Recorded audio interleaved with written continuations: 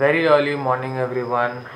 The time is 5:23. One of my friends called me up yesterday late night, and he thought of doing a short ride. I was also a bit keen, so we both agreed. I'll just get ready soon, and we've planned to meet up at around 7 o'clock at my another room. For people who have trouble waking up early, like me, the only solution is light up your room so bright that you will no more get sleep, or just get out of your bed. It's just the first 2 minutes. Once you pass the 2 minutes, you will no more get sleep. Just like how it's happened to me now. I'll just take a bath in a jiffy and let's just get moving. It's getting late. Let's dress up soon.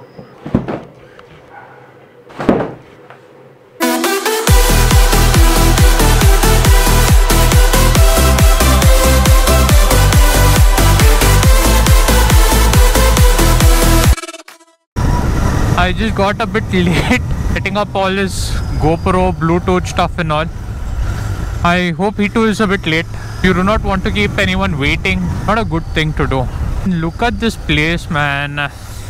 I just love this Bangalore University. Full of trees. Almost looks like a mini forest, you can say. We initially planned to go to Sakleshpur, but then since the rooms are not available, so we thought why take all the risk and go. So we planned to go to Kolar. There's a place named as Antargange there, so we'll just visit the place and head back home. So it should ideally be a short and simple ride. 700. This is my friend who is going in the Hayabusa ahead of me.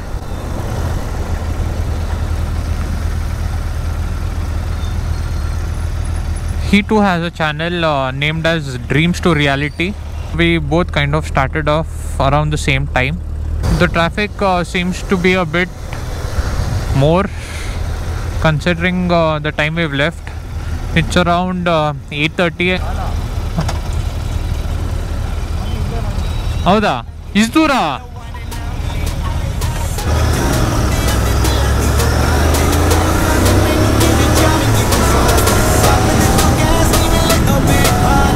Let's get going!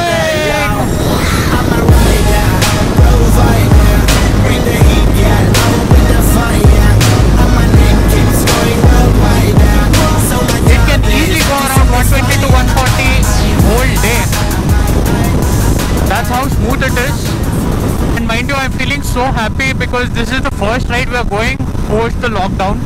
Feeling very nice going back to riding along with my friends.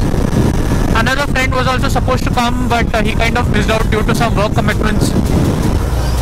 No matter how many bike comes and how many bike goes, the Hayabusa is always the king of bikes.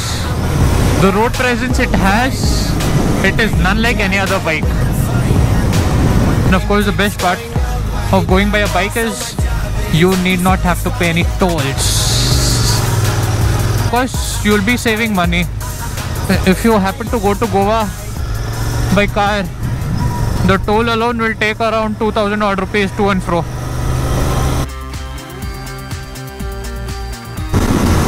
This bike easily does around 140, 150 constantly. It can easily do.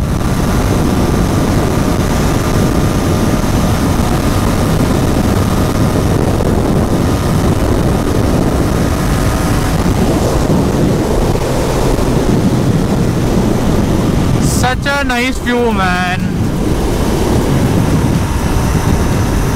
Lake on one side, cliffs on the other side, highway in the middle, and my friend is going bonkers in a Hayabusa. We just now entered Kolar and I saw a board saying welcome to the milk and silk city. I never knew this. I thought Kolar was only famous for its gold mines. Well, something new to learn every day. We had also planned to go to Kodaikanal, but since the interstate borders haven't been opened yet, we kind of decided against it. Time will come, we will go. We are trying the 0 to 100 in a Continental GT. Let's see how fast it goes.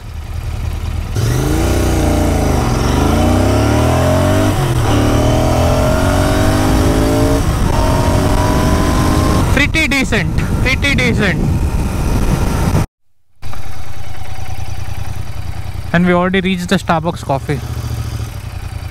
This seems to be a very nice place. They've built the space in a very neat way. There's many other restaurants here as well. I see a Baskin Robbins, Maya's, McD, Starbucks. Yalla close. Matte alle hogoಣ.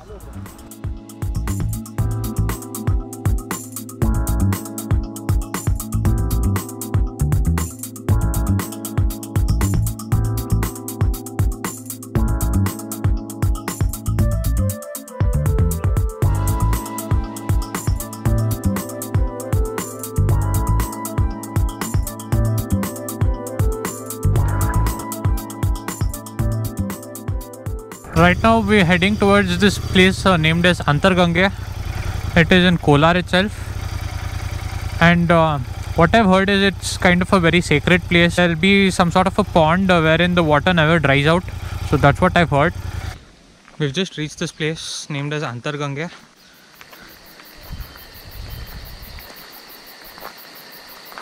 And the view is very scenic. It's a bit sunny though, but there's very less crowd. In fact, there's no crowd at all considering the situation we're in. We'll have to climb this set of stairs. The person below said it'll hardly take 5 minutes. Doesn't seem like that though. The only bad thing about coming by bikes is you'll have no place to store your luggage. Taking along our helmets and backpacks as well. Didn't feel it safe to leave it outside. This seems way long.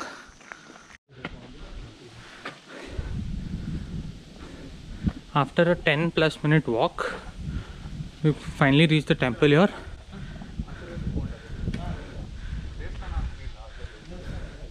And these kind of places always makes me feel nice. There's some nostalgia about this. Some are myths, some might be real, but again, just to hear those stories, you'll kind of feel very nice. So during rainy season, the place which is barren out here, it will be completely filled, it seems. And also, like I said, this is the source of water. This water never runs out and it will keep on dripping. Usually in summers it will be around this much, but during rainy season there'll be a huge gush of water. And they've also asked me to taste this water, and apparently it will be very sweet, it seems. Let's go ahead and taste it.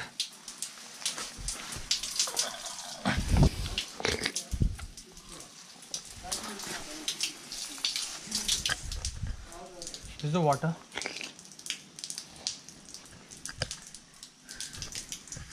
It's indeed very sweet. Nothing like the water which we usually have at our place. Kind of has a very unique smell and unique taste, you can say. So India never fails to mesmerize us. It's 1:10, I believe. And we've reached the Bemil factory. So we're directly heading towards my room, which is in BTM. Once we go there, we'll chill out for some time and have our lunch. Covered around 182 kilometers till now. By the time we reach our place, it will be close to 200 kilometers. It really felt like nothing, to be fair. Both the bikes performed really nice. And yeah, the mileage is a bit low. I didn't calculate the mileage though. Such a nice engine Royal Enfield has given. I went to a top speed of around 160 odd kilometers. Maybe if I had pushed it a bit more, it would have gone further. But the wind blast and I too kind of felt scared to push it further, considering the road conditions. Let's see, some other road, some other time. Let's check out the top speed then. At last, I've reached my room. My friend just went to get some other work done, so he'll also be joining in some time. Right now we'll have some lunch and rest for a while. Catch you guys in a bit then. My friend who was supposed to come in around afternoon, he just came down a while back, and here we are in his beloved Lancer, and he's been using this since his college days. Am I right? Yeah. Should never let go of the things we love.